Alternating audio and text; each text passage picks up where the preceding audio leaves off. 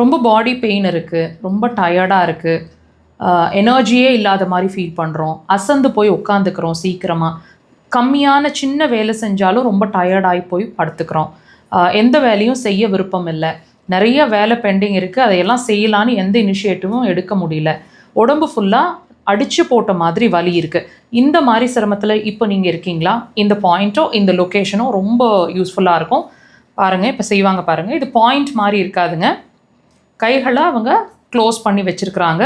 உங்களோட இந்த ஜாயின்ஸோட எட்ஜ் இருக்குது இல்லைங்களா, விரல்களோட ஜாயின்ஸோட எட்ஜை வந்து நல்லா அடுத்த எட்ஜோட ப்ரெஷர் கொடுக்கணும். கைகளோட இணைச்சி ப்ரெஷர் கொடுக்கணும்.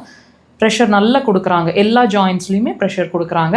இதை வந்து நீங்கள் ஒரு அட்லீஸ்ட் ஒரு 30 to 60 செகண்ட்ஸ் கண்டினியூஸாக இந்த மாதிரி க்ளோஸ் பண்ணி பிடிச்சிக்கோங்க. ப்ரீத் இன் ப்ரீத் அவுட் கண்டினியூஸாக செய்யுங்க.